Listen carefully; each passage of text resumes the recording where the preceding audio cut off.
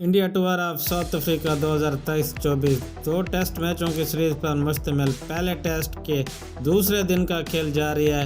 दूसरे दिन के खेल के आगाज़ से पहले मैच बारिश की वजह से थोड़ा ताख़ीर का शिकार रहा, लेकिन कुछ देर बाद बाकायदा इनिंग्स का आगाज़ किया गया। और इस वीडियो में आपको डे 2 के एनालिसिस और मैच समरी के हवाले से बताया जाएगा। अगर बात की जाए डे 2 के सेशन 1 की, तो इंडिया ने 8 विकेट के नुकसान पर 208 रनों से अपनी बारी का दोबारा से आगाज़ किया। केएल राहुल और मोहम्मद सिराज क्रीज पर मौजूद थे। केएल राहुल ने बनाए हुए थे 70 रन और मोहम्मद सिराज बिना कोई रन बनाए क्रीज पर मौजूद थे। और जब मोहम्मद सिराज 5 रन के ऊपर बैटिंग कर रहे थे तो कॉर्टेजी ने 66 ओवर की पहली गेंद की और आउटसाइड एज लगने के बाद बॉल गई सीधा कीपर केएल के हाथ में और उन्होंने कोई मौका नहीं गंवाया कैच छोड़ने का। और इस तरह मोहम्मद सिराज 5 रन बनाने के बाद वापस पवेलियन लौट गए। मोहम्मद सिराज के आउट होने के बाद बैटिंग करने के लिए कृष्णा और केएल राहुल क्रीज पर मौजूद रहे और केएल राहुल ने उम्दा परफॉर्मेंस का मुजाहरा करते हुए सेंचुरियन क्रिकेट ग्राउंड में अपना दूसरा शतक लगाया। 100 स्कोर करने के बाद जब केएल राहुल 101 रन के ऊपर बैटिंग कर रहे थे तो बर्गर ने 68 ओवर की चौथी बॉल कराई और इनसाइड एज लगने के बाद बॉल गई सीधा स्टंप में और इस तरह केएल राहुल 101 रन बनाने के बाद हुए क्लीन बोल्ड और इंडिया की ऑल टीम हुई आउट। और इस तरह डे 2 के सेशन 1 में इंडिया की ऑल टीम 245 रन पर हुई ढेर।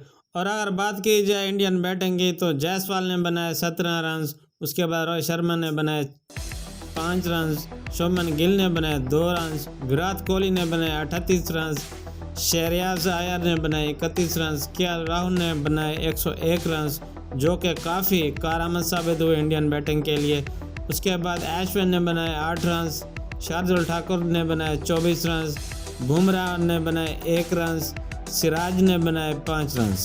और इस तरह इंडिया अपनी पहली इनिंग्स में 245 रन बना सकी। और अगर बात की जाए साउथ अफ्रीका की बॉलिंग की, तो रबार्ट ने कराए 20 ओवर, दिए 59 रन और 5 विकेटें हासिल की।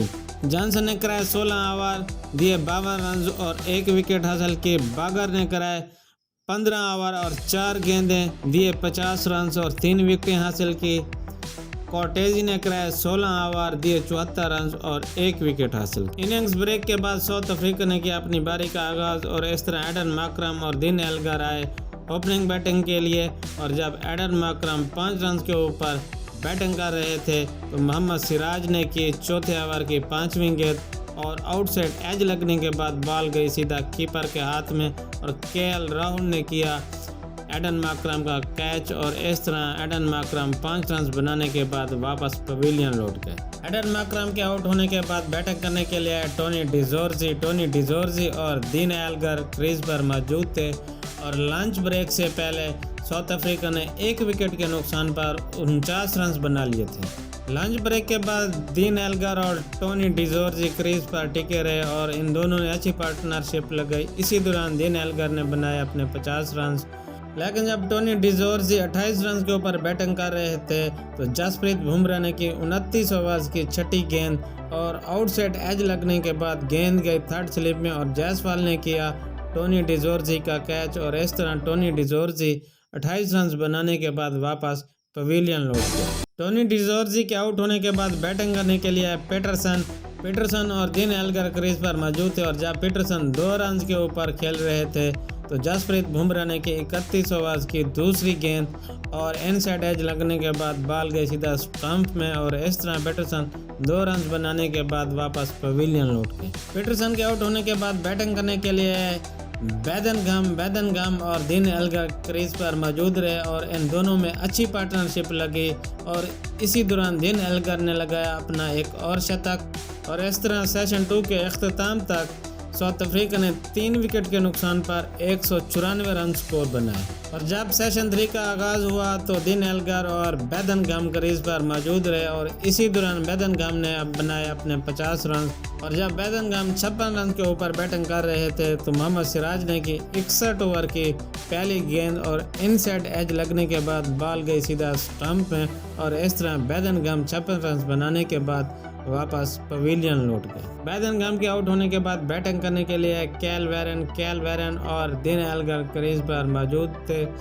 और जब केएल वेरन 4 रन के ऊपर बैटिंग कर रहे थे तो कृष्ण ने की 62 ओवर की 5वीं गेंद और बॉल हल्का एज लगने के बाद गई कीपर के पास और बॉलर ने की अपील, लेकिन एम्पायर ने दिया नॉट आउट और इंडिया की तरफ से लिया गया रिव्यू और अल्ट्रा एज में बॉल बल्ले को हल्का टच कर रही थी, जिसकी बिना पर एम्पायर का फैसला ओवरटर्न किया गया और इस तरह कैलवेरन 4 रन बनाने के बाद वापस पवेलियन लौट। पहल के आउट होने के बाद बैटिंग करने के लिए मार्को जॉनसन और डीन एल्गर क्रीज पर मौजूद थे और इस तरह डीन एल्गर ने 140 रन बनाए हुए थे और मार्को जॉनसन ने बनाए हुए थे 3 रन और बैड लाइट्स की वजह से मैच को किया गया सस्पेंड और इस तरह डे 2 के सेशन 3 का हुआ इख्तिताम और साउथ अफ्रीका ने बनाए 5 विकेट के नुकसान पर 256 रन।